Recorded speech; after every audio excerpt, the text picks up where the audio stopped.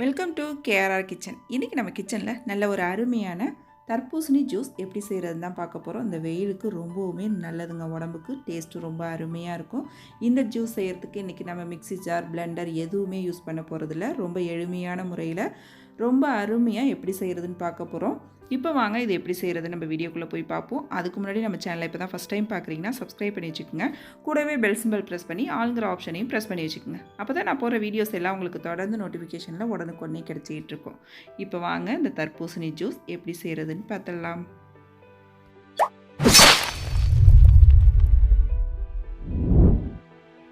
இப்போ தர்பூசணி ஜூஸ் செய்கிறதுக்கு பார்த்தீங்கன்னா, தர்பூசணியை நல்லா இது போல் சின்ன சின்ன க்யூப்ஸாக கட் பண்ணி வச்சுருக்கேன். உள்ள விதை எல்லாத்தையும் சுத்தம் பண்ணி எடுத்துக்கோங்க. விதை இல்லாத அளவுக்கு விதை எல்லாத்தையும் எடுத்துகிட்டு தோலையும் சீவிட்டு நல்லா இது போல் கட் பண்ணி ஃப்ரிட்ஜில் வச்சு எடுத்துக்கோங்க. நல்லா சில்லுன்னு இருக்கும் சாப்பிட்றதுக்கு. இதை இப்போ தேவையான அளவு மட்டும் நான் இதை ஒரு பாத்திரத்தில் எடுத்து போட்டுக்கிறேன். தர்பூசணி இது போல் எடுத்து போட்டதுக்கப்புறம் பார்த்திங்கன்னா, இதை ஒரு மேஷர் வச்சு நல்லா மசிச்சிக்க போகிறோம். மத்து இருந்தால் கூட அதை வச்சு கூட நீங்கள் மசிச்சிக்கலாம். இதை நம்ம மிக்சியில் போட்டோம் அப்படின்னாக்கா ரொம்ப அது நைஸாக தண்ணியாக போயிடும். இது கொஞ்சம் இது மசிச்சுட்டு செய்யும் போது பார்த்தீங்கன்னா சாப்பிட்றதுக்கு டேஸ்ட்டு ரொம்பவுமே நல்லாயிருக்கும்.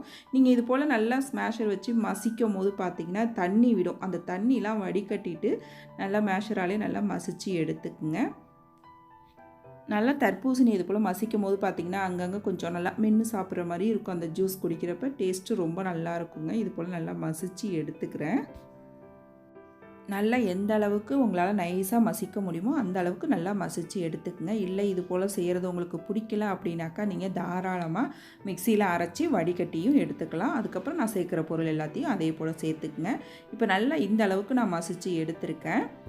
இப்படி இருந்துச்சுன்னா தான் நமக்கு சாப்பிட்றதுக்கு டேஸ்ட்டு ரொம்ப நல்லாயிருக்கும். இப்போ ஜூஸ் எப்படி செய்கிறதுன்னு பார்ப்போம். அதிலே பார்த்திங்கன்னா நம்ம எடுத்து வச்சுருந்தோம்ல தண்ணி, அதையும் இது கூட சேர்த்து நல்லா கலந்து விட்டுக்குங்க. இப்போ ரெடி பண்ண இந்த ஜூஸை பார்த்திங்கன்னா எந்த கப்பில் நீங்கள் சர்வ் பண்ண போகிறீங்களோ அதில் இதை எடுத்துக்கங்க. தேவையான அளவு நம்ம கிளாஸில் எடுத்துக்குவோம். நான் இன்றைக்கி ஒரு 3/4 கிளாஸ் அளவுக்கு நான் ரெடி பண்ணி வச்சுருக்க ஜூஸை சேர்த்துக்கிறேன். இது கூட பார்த்திங்கன்னா ஒரு அரை மூடி லெமன் புழிஞ்சு வச்சுருக்கேன், அதையும் இதில் சேர்த்துக்கிறேன். இது கூடவே பார்த்திங்கன்னா நன்னாரி சிரப் தான் நான் இன்றைக்கி சேர்க்க போகிறேன். இது சூப்பர் மார்க்கெட் கடைகள், மளிகை கடையிலலாம் கூட கிடைக்கும். இந்த சிரப் தான் நம்ம சேர்க்க போகிறோம். இதிலே இனிப்பு இருக்கும், அந்த நன்னாரியோட ஃப்ளேவர் இருக்கும். அதை எடுத்து வச்சுருக்க 2 டேபிள் ஸ்பூன் அளவு அதை சேர்த்துக்கிறோம் கொஞ்சமாக. அப்புறம் பார்த்திங்கன்னா சப்ஜா விதை ஊற வச்சுருக்கோம். ஒரு அரை மணி நேரமாக ஊற வச்சுருக்கோம். ஒரு அரை டீஸ்பூன் அளவுக்கு அதையும் இதில் சேர்த்துக்கிறேன். இது கூட நீங்கள் பாதாம் பிசினும் ஊற வச்சுட்டு சேர்த்துக்கலாம். அதுவுமே ரொம்ப நல்லாயிருக்கும். இந்த வெயில் நேரத்துக்கு இந்த சப்ஜா விதை, பாதாம் பிசின் இதெல்லாம் சேர்த்துக்கும் போது உடம்புக்கு ரொம்பவுமே குளிர்ச்சிங்க. இதெல்லாம் சேர்த்து நீங்கள் ரெடி பண்ணி சாப்பிடுங்க. எந்த ஜூஸில் வேணாலும் நம்ம இதை சேர்த்து சாப்பிட்லாம். டேஸ்ட்டு ரொம்ப அருமையாக இருக்கும். இப்போ நல்லா ஒத்தாப்பில் கலந்து விட்டுருங்க. நல்லா கலந்து விட்டோம் அப்படின்னாக்கா பார்த்திங்களா ஜூஸ் எப்படி இருக்குன்னு. அப்படியே நம்ம சாப்பிட்டு ஒரு ஸ்பூன் போட்டு எடுத்து சாப்பிட்டோம் அப்படின்னாக்கா ரொம்ப அருமையாக இருக்குங்க. அந்த நன்னாரி சிரப்போட டேஸ்ட்டு, அது சப்ஜா விதை எல்லாத்தையும் சேர்த்து சாப்பிடும்போது அவ்வளோ ஒரு அருமையாக இருக்குங்க இது சாப்பிட்றதுக்கு.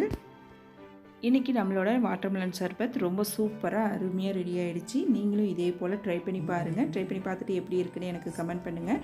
என்னோட ரெசிபி பிடிச்சிருந்ததுன்னா லைக் பண்ணுங்கள், ஷேர் பண்ணுங்கள். மறக்காமல் நம்ம கேஆர்ஆர் கிச்சனை சப்ஸ்கிரைப் பண்ணி வச்சுக்கோங்க. நாளைக்கு வேறு ஒரு ரெசிபியோடு சந்திப்போம். தேங்க்ஸ் ஃபார் வாட்சிங்.